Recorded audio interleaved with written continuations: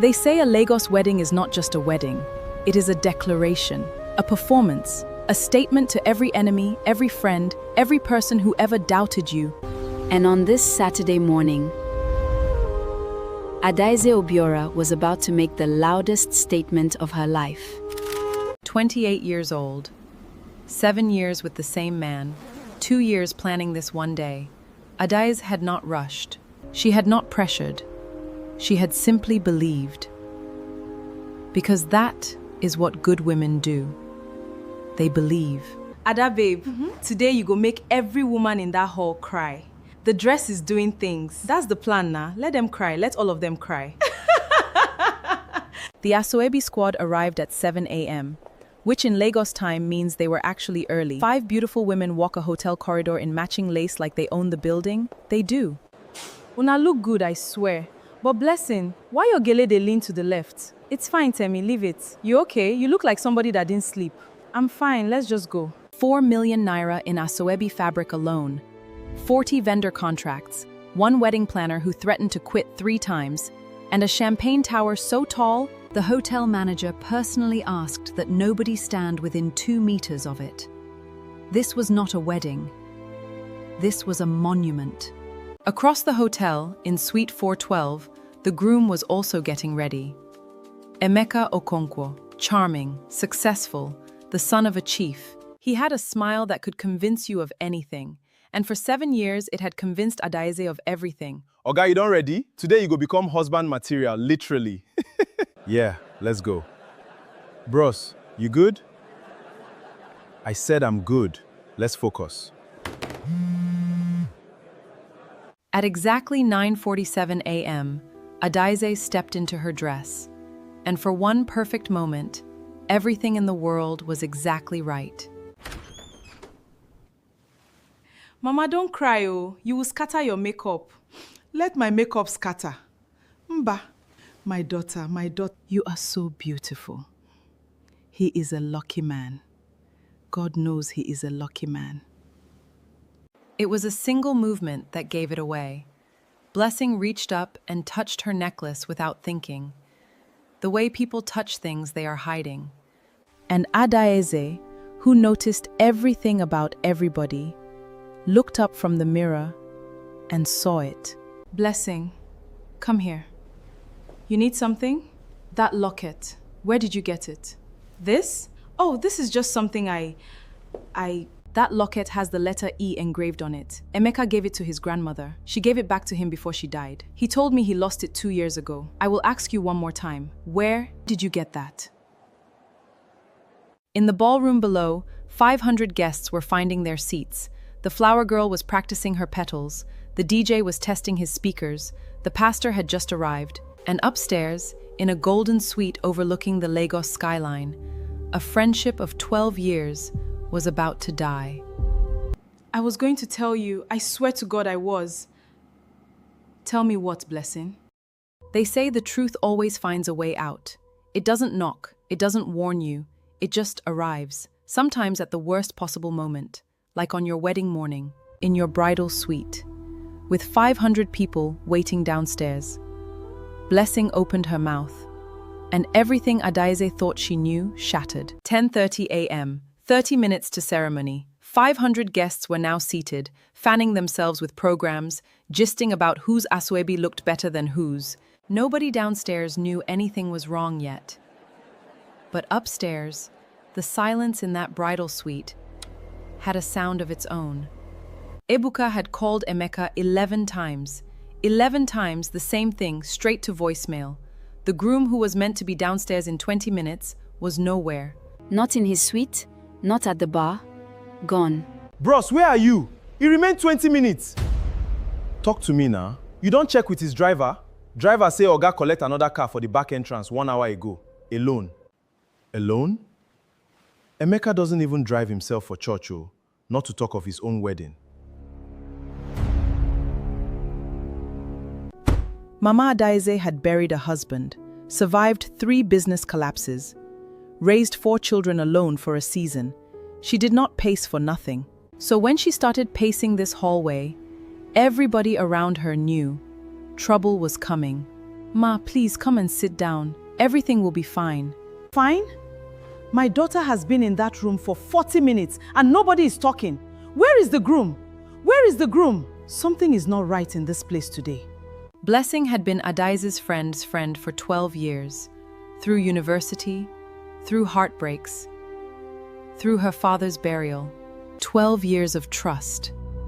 About to be tested in 12 seconds. Ada, please. Just let me explain everything. It is not what you think. Then explain it. I am listening. We have time. Apparently my groom is not even here yet. Emeka and it started 2 years ago. Before you two even got engaged officially. I told myself it was finished. I told myself I would stop. 2 years? She had rehearsed this confession in her head for 2 years. In the shower. In traffic. At every fitting for this very wedding.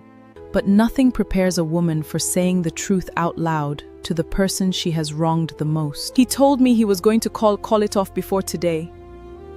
He said he loved me. He said you were the mistake. That the engagement was just family pressure. I believed him, Ada. God help me, I believed him. And the locket? He gave it to me 8 months ago. Told me it meant I was the one he actually chose. Get out of my suite, Blessing. Ada, get out! For the first time that morning, Adaeze was alone. Not with her bridesmaids, not with her mother, just her, the dress she had dreamed about for 2 years, and a truth that had just rearranged everything she thought she knew about her own life. 7 years, 12 years of friendship, and nobody thought I deserved to know? Okay, Adaeze, breathe. You are not finished yet. Downstairs, the ceremony was now 40 minutes late. In Lagos, that is still survivable, barely. But at 40 minutes, patient guest starts checking their watch and their WhatsApp status. Is everything okay? Why the groom side they just there like that? I don't they watch them since. Nobody is smiling again. Mama Adaeze had her own sources. She always did. And what her contact at hotel security just told her made her grip the phone so hard, her knuckles went pale. Madam, the groom's car just entered the compound now. Black Mercedes. But ma, he is not alone. Not alone? Meaning what? There is a woman with him, ma. A very fine woman. They are walking toward the entrance now. Let them come. The car came to a stop. The valet reached for the door handle. And in exactly 4 seconds, the second half of this story was about to step out into the Lagos afternoon sun. Nobody in that ballroom, not the guests, not even Mama Adaeze herself, was ready for who was about to walk through those doors. Emeka stepped out first, straightened his agbada, took one breath like a man walking into battle, and then he turned and offered his hand back into the car. And out stepped a woman nobody in that ballroom had ever seen before. Calm, unbothered, dressed like she was attending her own celebration, not somebody else's wedding. Who be this one again? I don't know, but she fine well. Auntie Patricia from the groom's side was famous for 2 things, her jollof rice and her inability to mind her business. Today, both talents would be tested. She raised her phone and pressed record. Who be this fine girl where they waka with Emeka like this one? The group chat must see this. In Lagos, gossip does not walk, it flies. 90 seconds. That is all it took for that video to travel from Auntie Patricia's phone to every single WhatsApp group connected to this wedding. The Asoebi squad group, the family group, the Adaeze's Bridesmaids 2025 group. Even groups that had nothing to do with the wedding somehow received it. See this video? Who be this na scandal? Pure scandal. Someone, nobody would ever admit who, sent the video straight to Mama Adaeze's phone. She watched it once, then again. Then she looked up slowly, and the corridor suddenly felt 10 degrees colder. So this is where my future son-in-law has been. Ma, please, let us think about how to handle this calmly. Calmly? Ngozi, follow me or stay here. I am going downstairs. Emeka walked into that ballroom like a man who still believed he could control the story. He was wrong. The story had already left his hands the moment Auntie Patricia pressed record. Sade, wait here by the entrance. Let me handle this first, please. Handle what, Emeka? You told me the engagement was finished. Why does this look like a wedding still happening? It's complicated. Just give me 10 minutes. 10 minutes. That's all you get. It took Sade exactly 11 seconds to understand what her father had not told her. This wasn't a cancelled wedding. This was a wedding still in progress. And she had just walked into the middle of it, dressed like she had already won. He lied to me, too. Okay. Let's see how this plays out. There is a specific silence that falls over a Nigerian event when an angry mother enters a room. Conversations died mid-sentence.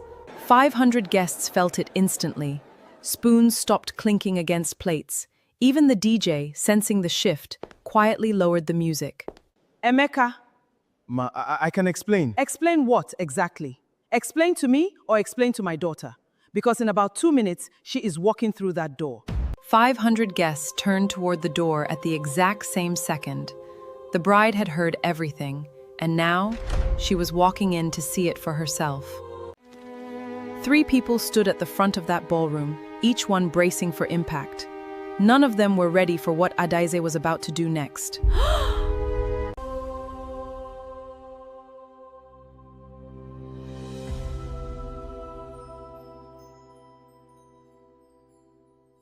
They expected tears. They expected screaming.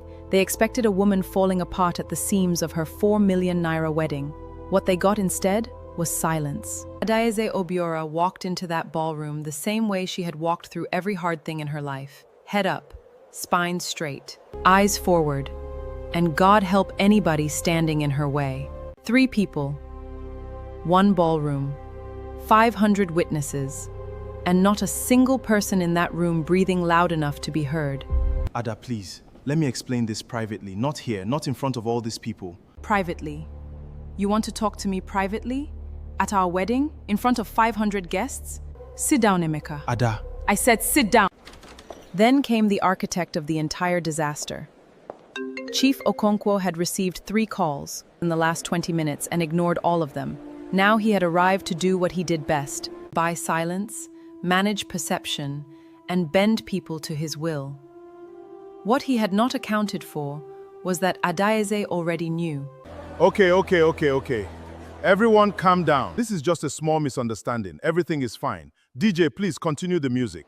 Don't touch that DJ. Nobody is playing music in this room today. Not yet.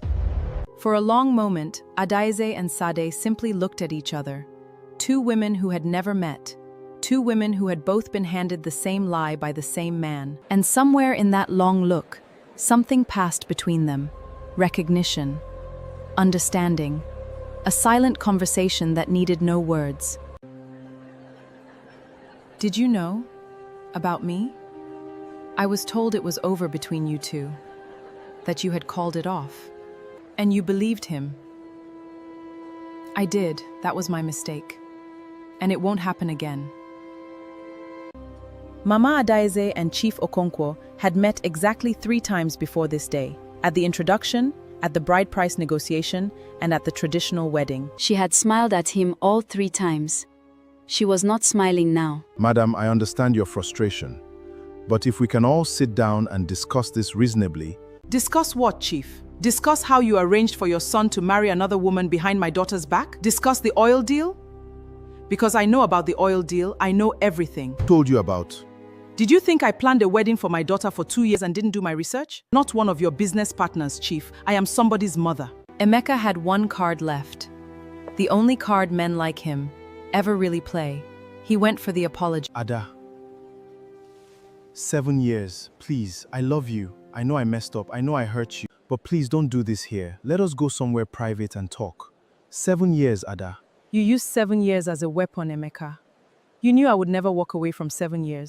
That's why you kept saying it. That's why you never changed. 7 years was supposed to mean something to you. Later, people would argue about what exactly made her do it. Some said it was what Emeka said. Some said it was the sight of Sade standing in her ballroom. Some said it was 2 years of planning and 7 years of loving the wrong person coming to a head all at once. Whatever it was, her hand found that tower, and Lagos held its breath. The Champagne Tower! The Champagne Tower! Adaeze, no! Do you know how much that costs? Let her. The sound of 500 champagne glasses hitting marble at once is not something you forget. Loud, final, the sound of a woman who had decided she was done being quiet. She walked through the broken glass, across the marble floor, past 500 open mouths, past her frozen groom, past Chief Okonkwo and his walking stick. She walked straight to the DJ stand, and she picked up the microphone. Adaeze Obiora had been quiet for 7 years. She would not be quiet today. 7 years of love. 2 years of planning. 1 morning of truth. And now, a microphone. Nobody is leaving this room. Not yet. Because what happened in this building today did not happen to just me. It happened to every person in this room who came here believing in something that was never real. So we are going to talk about it. Right here. Right now.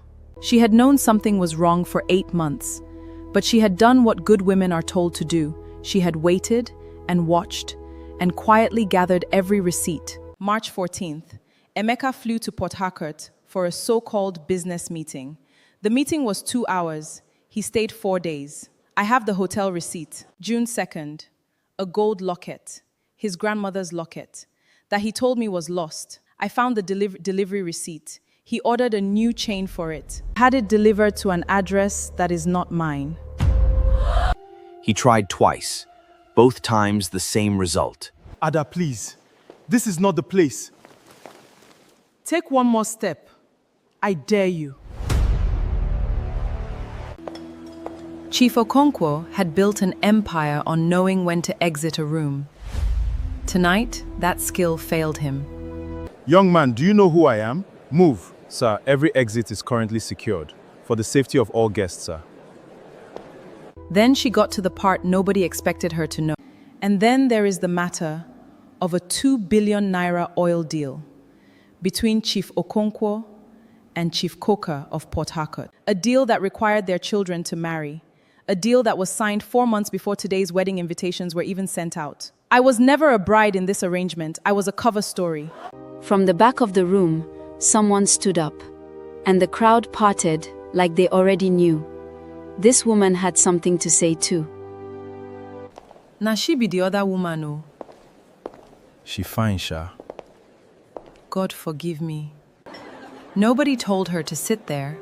She simply chose it. And in choosing it, she changed everything. I didn't come here to fight you. We both got played by the same man. So what do we do next? We finish it. What do you both want from me? We want you to stand there and listen.